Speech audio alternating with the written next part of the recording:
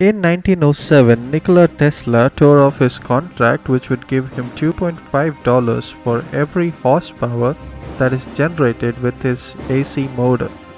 He did this so that the Westinghouse company will not go into bankruptcy and that power can reach everyone.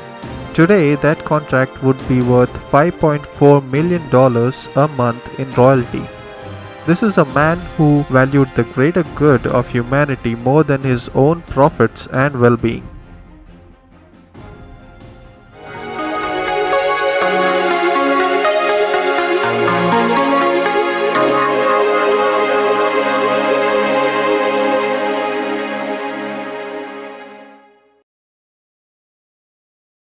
Welcome to TopEvt. This is me, Jamie, and today we will be looking at Nikola Tesla versus Thomas Edison. We'll be looking at the war of the currents, AC versus DC, and how this robbed the world of the innovations that could have happened in that decade. I want to add that I in no way hate Thomas Edison or have a grudge against him. It's just that in this case, he has been very greedy and selfish, and his ego got in the way of innovation. He couldn't accept that AC was a new system and it was a better system than what he had designed.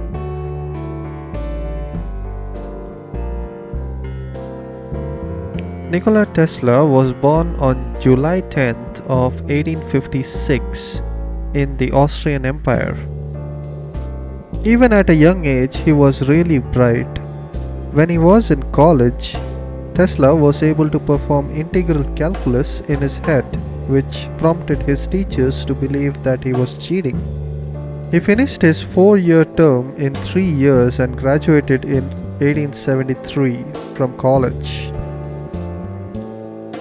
In 1881, Tesla moved to Budapest and was working for a telegraph company.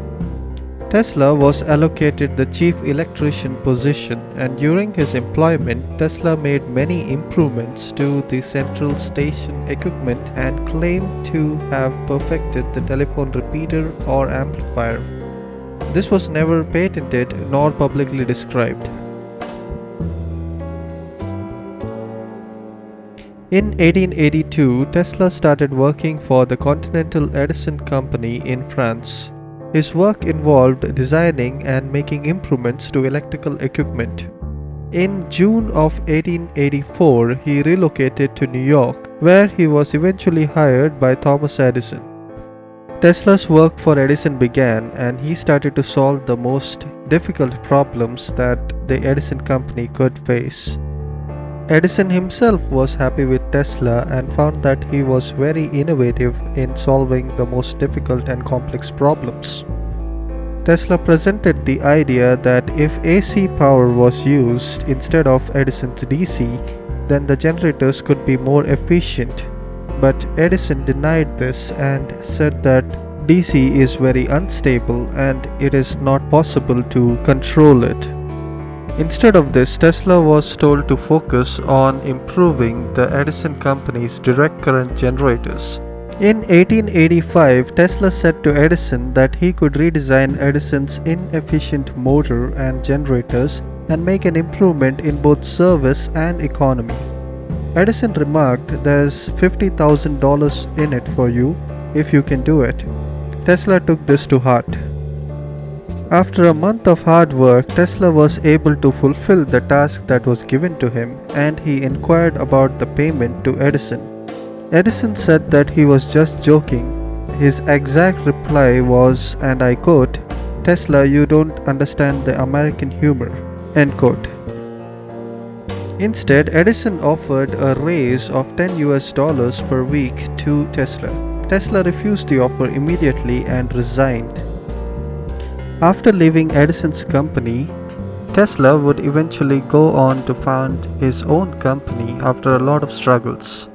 There, he would make the AC induction motor and the innovation that transmits electricity across far, far places using transformers.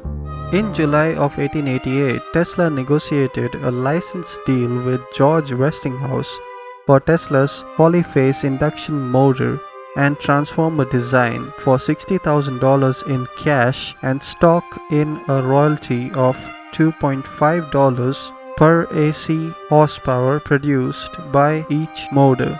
Westinghouse also hired Tesla for 1 year for a large fee of $2,000, which is equivalent to $52,700 today per month. This was to be a consultant for Westinghouse Electric and Manufacturing Company. When Tesla and Westinghouse came up with the AC current, the Edison Electric Company was still working with DC current. Their main drawback was DC was not able to transmit power across large distances. Edison took this on his ego and was unwilling to change. He started a negative PR campaign against Tesla and Westinghouse. He would say to the public and press that the AC current is the current of the devil. He would take large dogs, stray animals, and other small livestock and electrocute them in public. This was to imply that if they used AC current in their house, they would get electrocuted. At certain events, he went as far as to electrocute a full-grown elephant in front of the public. Using his political power and contacts, he was also able to electrocute a human prisoner on death row.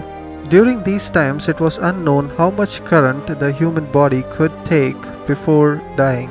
The prisoner who was electrocuted didn't die instantly and died a horrendous and slow death. Edison did all of this to prevent AC current from winning, even though he himself could see the benefits of AC current. It was known that Edison would even try to prevent Westinghouse from getting contracts using his power and contacts. In reply, Tesla would be seen sitting under large electric coils radiating electricity to show how safe AC current really was. Edison went so far that when a major contract of lighting the Chicago World Expo was awarded to Westinghouse, he made the courts issue an order that his incandescent light bulbs cannot be used with AC power. In reply, Westinghouse Electrical had to come up with its own arc lighting system, and they had to do this within a limited time period. The electrical distribution battle being waged between the Edison Company and Westinghouse Electrical had started since Westinghouse's first AC system in 1886. By 1888, it had reached the point of all-out warfare.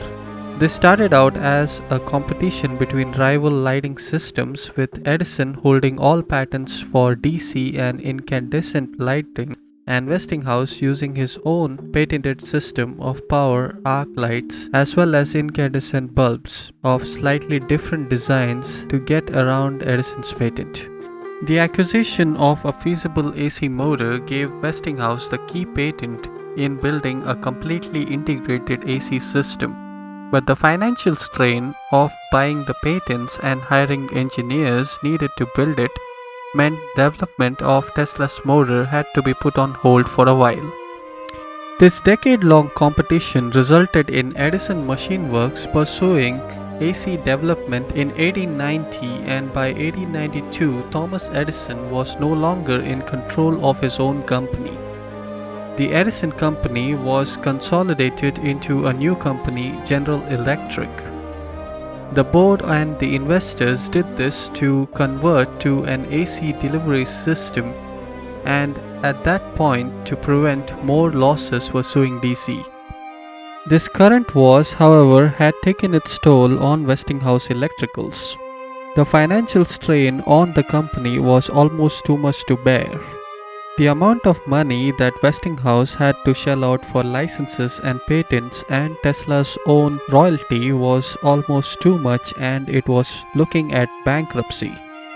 Tesla tore off his contract so that Westinghouse can continue to function and provide electricity to many people around the world.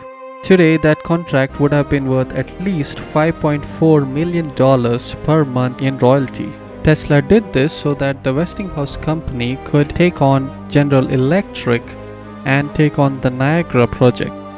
In the end, Tesla's AC induction motor proved to be the better technology, and AC power was the one that is adopted all over the world.